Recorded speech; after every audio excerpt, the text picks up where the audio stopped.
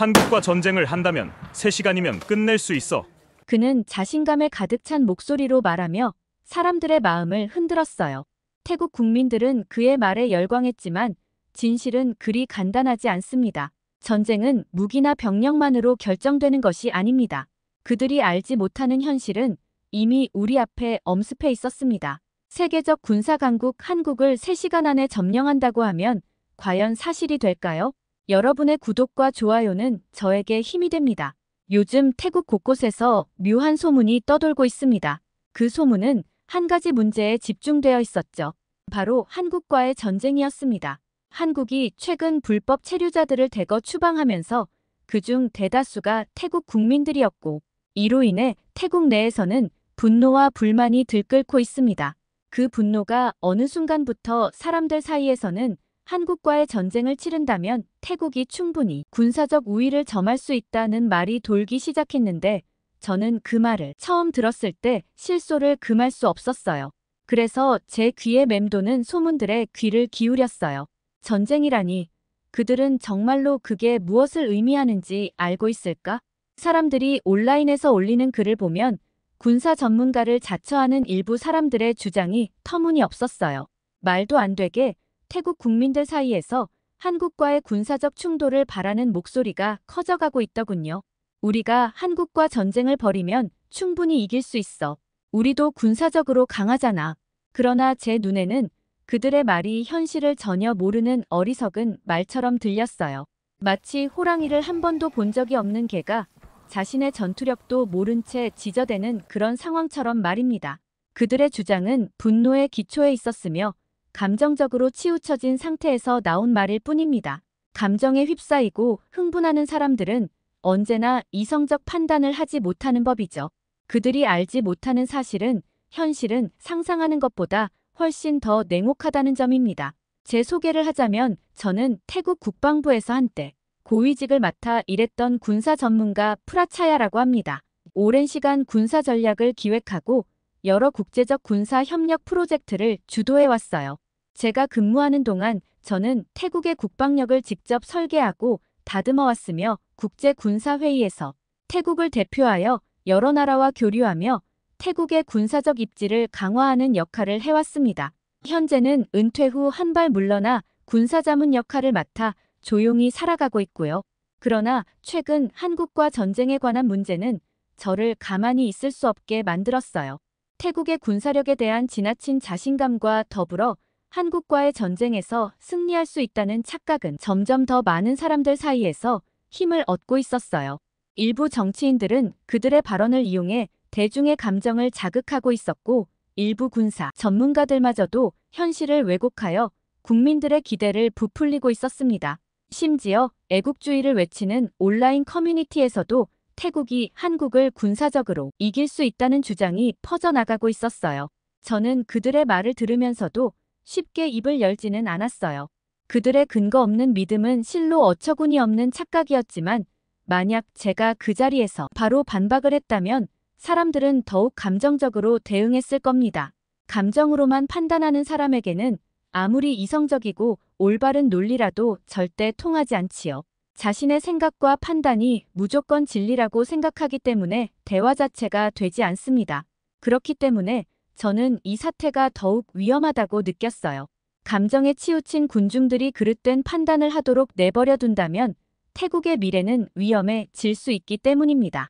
생각 끝에 저는 이 상황을 바로 잡아야겠다고 결심했어요. 그 결정은 제 마음속 깊은 곳에서 우러나왔고 그것은 단순한 사명감이 아니었어요.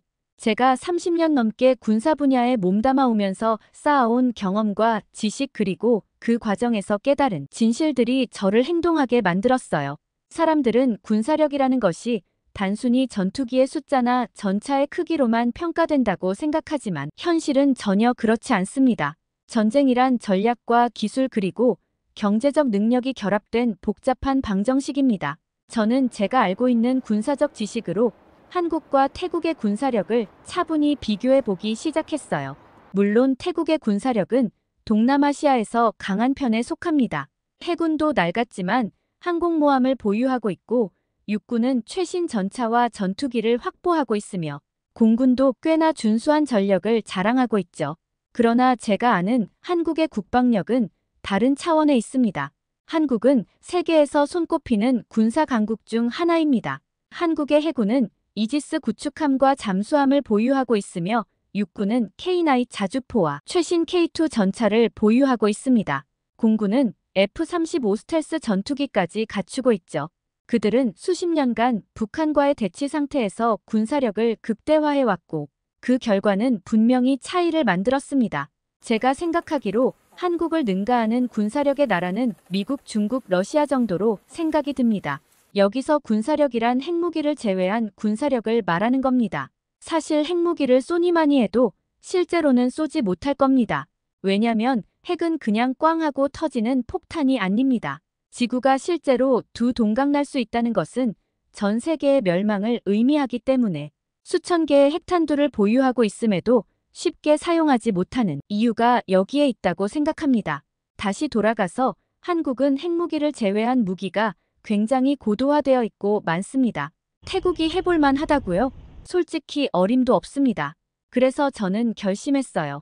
제 경력과 경험을 바탕으로 그리고 지금까지 쌓아온 군사적 지식을 총동원하여 태국 국민들에게 한국과 태국의 군사적 차이를 객관적으로 분석하고 그들의 감정적 반응을 바로 잡아야겠다고 말입니다. 비록 이런 분석이 대중의 감정에 반하는 것이고 애국주의자들의 분노를 살 수 있을지라도 진실을 전하는 것은 제 의무였어요. 사람들의 착각이 잘못된 방향으로 흐르기 전에 저는 바로 잡아야 했습니다. 전쟁은 쉽게 말로 꺼낼 수 있을 만큼 가벼운 주제가 아니거든요. 그 결심을 한 뒤 저는 그날 밤 잠을 이루지 못했어요. 마음 한편에는 불안감이, 다른 한편에는 결의가 얽혀 있었죠. 내일 있을 공개 토론회에서 저는 태국 내에서 애국주의자로 소문난 쏨차이와 맞서게 될 예정이었어요. 쏨차이는 과거 군 복무 경험이 있는 인물로 국민들 사이에서 제법 영향력을 가진 사람입니다. 그는 최근 들어 더욱 과격한 주장을 펼치고 있었어요. 한국과의 전쟁에서 태국이 충분히 승리할 수 있다는 그의 말은 태국 국민들의 자존심을 자극했고 가뜩이나 반코리아로 한국을 원망하고 있는 분위기라서 많은 이들이 그의 주장에 동조하고 있었어요. 쏨차이는 군사적 현실을 왜곡하여 국민들을 현혹하고 있었고 저는 그가 잘못된 정보를 퍼뜨리고 있다는 사실을 알기에 제대로 된 사실을 알려야 된다고 생각이 들었어요. 그런데 가족들과 함께 저녁을 먹고 있을 때였어요. 아들 아난이 저를 향해 진지한 표정으로 묻더군요. 아빠, 학교에서 친구들이 쏨차이 아저씨 말을 듣고 한국과 전쟁을 해야 한다고 하더라고요. 태국이 진짜 이길 수 있는 거 맞아요? 아들의 순수한 눈빛과 질문을 들은 저는 잠시 동안 할 말이 잃어버렸죠. 어린 아들의 입에서 나온 말이었지만 얼마나 근거 없는 소문이 확산되었는지 정말 어이가 없었어요. 아들 역시 학교에서 친구들과 한국과 전쟁에 관해 얘기를 하는 게 분명해 보였어요. 잠시 생각을 하며 저는 아들에게 차분히 설명했어요. 전쟁은 단순히 이길 수 있느냐 없느냐의 문제가 아니야. 어느 누구라도 전쟁은 피해야 하고 그것이 마지막 수단이어야 해. 그리고 태국이 한국과 싸우게 된다면 쉽게 이길 수 있을 거라는 생각은 잘못된 거야. 아빠가 내일 그걸 설명할 거야.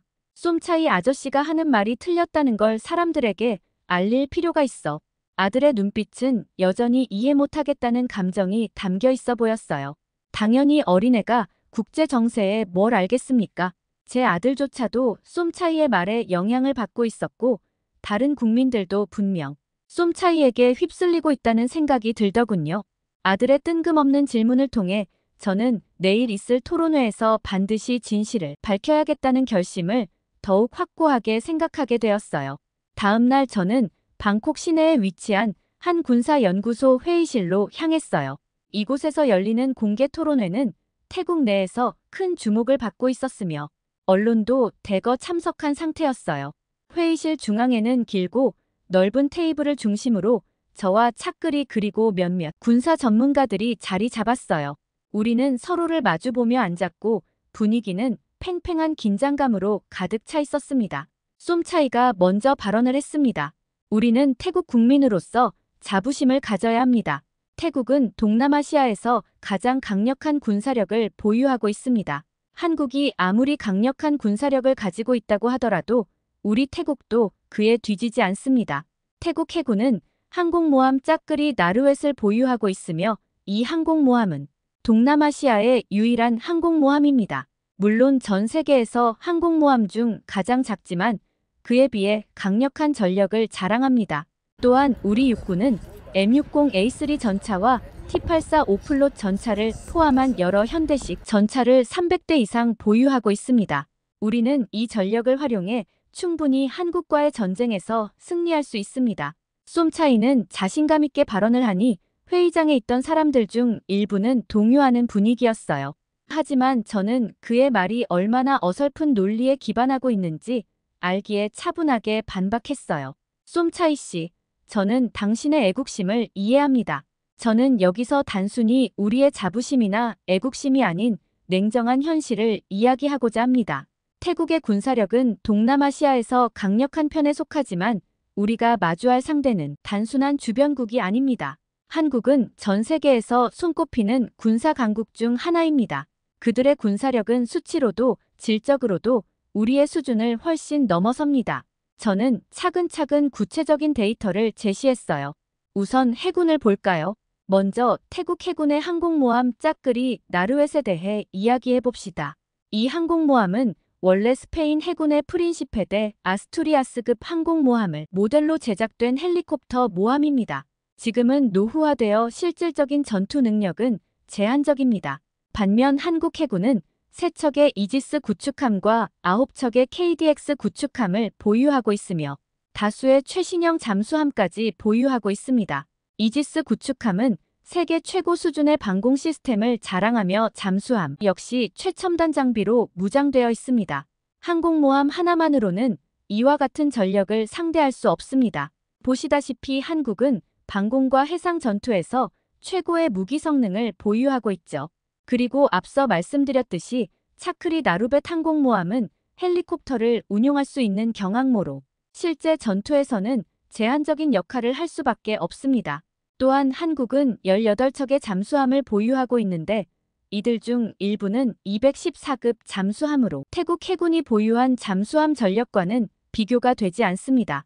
태국 해군은 현재 잠수함이 전무한 상황입니다. 쏨차이는 제 말을 가로막으려 했지만 저는 그를 제지하고 말을 이어갔어요. 쏨차이 씨가 말씀하신 대로 태국 육군은 300대 이상의 전차를 보유하고 있습니다. 하지만 대부분의 전차는 M60과 같은 구형 모델들입니다. 반면 한국 육군은 최신형 K2 전차를 200대 이상, K9 자주포를 1100대 이상 배치되어 있습니다. K2 전차는 세계적으로도 최첨단 전차로 평가받고 있으며 K9 자주포는 뛰어난 화력과 기동성을 자랑합니다. 단순히 전차의 숫자만 비교할 문제가 아니라 전차의 성능과 운용 능력 그리고 전체적인 전력 구성이 얼마나 중요한지를 고려해야 합니다. 그리고 태국이 M60과 A3 전차 170대와 T-84 오플롯 전차 49대를 보유하고 있죠. 하지만 태국의 전차는 노후화된 상태이며 수리와 유지 보수 문제도 매우 심각합니다. 또한 한국 육군은 강력한 기계화 부대와 최신형 방어 시스템을 보유하고 있어 질적으로나 양적 모두에서 태국과 큰 격차가 존재합니다. 공군 역시 차이가 큽니다. 한국은 60대 이상의 F-35 스텔스 전투기와 F-15K 전투기를 보유하고 있습니다. 반면 우리는 JAS-39 그리펜 전투기 12대와 F-16 전투기 53대를 보유하고 있지만 이들 대부분은 4세대 전투기로 5세대 전투기와의 교전에서 큰 열세를 보일 수밖에 없습니다. 태국 공군은 F-16 전투기를 50대 이상 보유하고 있지만 한국 공군은 F-35 스텔스 전투기 60대를 포함해 F-15K, KF-16 등 총 400여 대의 전투기를 운용하고 있습니다. F-35 스텔스 전투기는 5세대 전투기로 현재 세계 최강의 공중전 능력을 자랑합니다. 단순히 전투기 숫자나 모델의 비교를 넘어 우리가 상대하는 공군력의 질과 전략적 우위를 냉정하게 평가해야 합니다. 현대전에서 공중전의 중요성과 전쟁의 승패를 신속하게 결정하는데 공중전이 얼마나 결정적인 역할을 하는지는 잘 알고 계실 것입니다. 이 공중전에서 솔직하게 태국은 한국의 상대가 되지 못합니다. 제가 제시한 구체적인 수치와 현실적인 분석은 테이블 주위에 있던 사람들의 표정은 순식간에 일그러져 버렸어요. 당황한 쏨차이는 태국의 군사력을 몇 가지 더 반박하려 했지만 그의 논리는 이미 틀어지기 시작했어요. 그의 어설픈 논리는 결국 감정적 호소와 애국심에 기초한 것이었고 실제 군사력을 비교하니 전혀 대응이 되지 않았던 것이죠. 저는 그에게 단호하게 말했습니다. 군사력은 단순한 수치 이상의 것입니다. 그것은 전술 전략 그리고 기술적 우위에서 판가름납니다. 우리는 단순히 우리 국민의 자부심을 자극하기 위해 전쟁을 해서 이길 수 있다고 하는 것은 솔직히 태국에게 재앙을 초래할 뿐입니다. 쏨차이는 저의 단호하고 팩트에 근거한 말을 듣고는 당황함이 역력해 보였어요. 그는 사람들의 지지를 얻기 위해 쥐어짜듯이 자신의 주장을 이어갔어요. 기껏 한다는 말이 우리는 태국의 힘을 믿어야 합니다. 우리의 군사력이 부족하지 않다는 것을 모두가 알아야 합니다. 하지만 그의 감정적으로 여론을 다시 끌어모으려 할수록 어설픈 변명으로만 들릴 뿐이었어요. 저는 쏨차이와 논쟁에서 감정을 배제하고 철저히 현실적인 데이터를 바탕으로 태국 국민들에게 올바른 정보를 전달하는 것이 중요하다고 생각했어요. 그래서 저는 소신껏 발언을 이어갔습니다. 우리는 애국심을 잃어서는 안 됩니다. 그러나 애국심은 현실을 외면하는 것이 아니라 냉철하게 상황을 분석하고 최선의 선택을 하는 데 있습니다. 감정에 휩싸여 잘못된 결정을 내리는 것은 우리나라를 더욱 위험한 상황으로 몰아갈 뿐입니다. 순간 토론 장소는 얼음장처럼 차가워졌고 숨소리조차 들리지 않을 정도로 냉랭했습니다. 저의 발언이 끝나자 쏨차이를 옹호하는 사람들 중 일부가 저에게 욕을 하고 고성을 지르더군요. 한 사람이 소리를 지르자 이내 동조하는 사람들이 많아졌고 태국은 강하다며 근거 없는 자신감만으로 흥분을 하는 사람들로 말소리가 들리지 않을 정도였습니다. 그러나 저는 더 냉정하게 침착함을 유지하며 차분히 대응했습니다.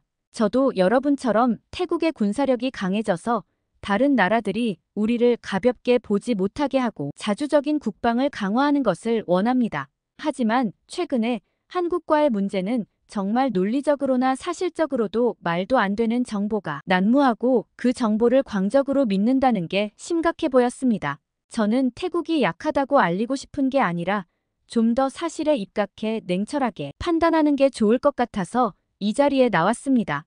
여러분에게 우리 태국이 한국을 3시간 안에 정복하고 전쟁에 이길 수 있다고 거짓말로 선동하면 여러분은 기분이 좋습니까? 아니잖아요. 우리는 이성적으로 이 문제를 논의해야 합니다. 감정적으로 생각을 하면 끝도 없이 국가의 미래를 더 어둡게 만들 뿐입니다. 사실에 입각한 저의 진정성 있는 말에 분위기는 차음 가라앉더군요. 아마도 회의를 지켜보던 사람들도 제 말의 무게와 사실을 알고 있었던 것 같았습니다. 토론이 끝난 그날 저녁 사무실에 앉아 하루를 정리하고 있던 중에 한 통의 전화를 받았어요. 번호를 확인하자 정부 고위 관계자로부터 걸려온 전화였어요. 그의 이름은 익히 알고 있었고 정치권과 깊은 연줄이 있었으며 영향력도 상당한 사람이었죠. 예상치 못한 전화였지만 그가 왜 저를 찾는지 직감적으로 알 수 있었어요. 프라차야 씨, 잘 지내시죠? 그는 처음에는 정중한 목소리로 인사를 건넸습니다. 그러나 그의 친절함 뒤에 숨겨진 속내를 저는 잘 알고 있었어요. 그가 본론으로 들어가면서 목소리가 싸늘해지기 시작했어요. 최근에 당신이 한국과의 전쟁 가능성에 대해 논의하고 있는 것을 알고 있습니다. 그런데 말입니다. 그 문제에 너무 깊게 관여하는 것은 현명하지 않다고 생각합니다. 순간 제 심장이 한 박자 빠르게 뛰기 시작했어요. 그가 본격적으로 압박을 가해오고 있음을 느꼈습니다. 쏨차이 씨의 주장에 많은 국민들이 공감하고 있습니다. 그의 발언은 우리 국민들의 자긍심을 올리고 대중의 지지가 그를 뒷받침하고 있죠. 지금 이 상황에서 프라차야 씨 같은 군사 전문가가 반대 의견을 너무 강하게 주장한다면 그 결과는 어떻게 될지 모르겠군요. 그의 목소리에는 은밀한 위협이 담겨 있었어요. 그는 직접적으로 말하지 않았지만 그의 말은 너무나도 명백했습니다. 제가 계속해서 진실을 말하려고 한다면 저를 가만두지 않겠다는 경고였습니다. 저는 한동안 말을 잃고 있었고 그의 말은 결코 가볍지 않았어요. 그가 경고한 대로 저는 정치적 압력과 사회적 비난을 받을지도 모릅니다. 하지만 제 안에서 강한 내적인 갈등이 일어났어요. 저는 스스로에게 물었습니다. 내가 지금 진실을 말하지 않으면 나중에 후회하지 않을까? 저의 머릿속에는 지난 수십 년간 군사 전략을 다뤄왔던 기억들이 떠올랐어요. 저는 태국의 군사력을 누구보다도 잘 알고 있었습니다. 만약 제가 침묵한다면 차크리의 허황된 주장들이 국민들의 마음을 지배하게 될 것입니다. 그리고 그 결과는 돌이킬 수 없는 참사가 될지도 모릅니다. 그래서 저는 제 길을 갈 것이라고 결연하게 대답했습니다. 저는 군사 전문가로서 진실을 알릴 의무가 있습니다. 그것이 국가를 위한 최선의 길이라고 믿습니다. 그러자 고위 관계자는 잠시 침묵하더니 깊은 한숨을 내쉬는 소리가 들렸어요. 그는 마지막으로 프라차야 씨, 이 문제가 당신에게 큰 부담이 되지 않길 바랍니다. 후회하지 않기를 바래요. 그는 차갑게 전화를 끊었고 사무실은 정적이 흐르듯 고요해졌습니다. 그러나 그 고요 속에서도 제 마음속에는 뜨거운 결의가 솟아오르고 있었어요. 쏨차이와 그의 동조자들이 퍼뜨리는 잘못된 정보에 제가 침묵한다면 그 누구도 이 현실을 바로잡지 못할 것이기 때문입니다. 며칠이 지나자 사람들도 현실을 직시하게 되었던 것 같습니다. 처음에는 제 주장을 무시하며 비난을 했지만 시간이 지나면서 한국과 태국의 군사력 차이를 부정할 수 없게 되었던 것 같습니다. 쏨차이의 목소리는 점차 작아졌고 그의 주장에 동조하던 이들도 차츰 그들의 입장을 재고하기 시작했어요. 감정에 휩싸여 있었던 대중들도 이성적인 판단의 필요성을 깨닫기 시작했습니다. 저의 분석이 결국 국민들에게 전달되었고 그들은 현실을 받아들이는 것 같았어요. 전쟁은 단순한 애국심만으로 해결될 수 있는 문제가 아니잖아요. 군사력은 단순히 무기의 수량과 종류를 넘어 전략과 기술 그리고 국가의 전체적인 역량이 결합된 결과라고 생각합니다. 태국과 한국의 군사적 격차는 명확했습니다. 이 사실을 바탕으로 우리는 불필요한 갈등을 피하고 평화와 협력의 길을 모색해야 된다고 생각합니다. 전쟁은 최후의 수단이어야 하며 우리는 이성적으로 문제를 해결해야 합니다. 감정에 휩싸인 결정은 언제나 파멸을 불러일으킬 뿐입니다. 이는 우리 모두가 잊지 말아야 할 냉정한 진리였습니다. 아울러 한국과 태국이 다시 예전과 같은 관계를 이어가기를 진심으로 바랍니다. 여러분의 소중한 의견들을 자유롭게 댓글로 남겨주시길 바랍니다. 지금까지 시청해주셔서 진심으로 감사합니다.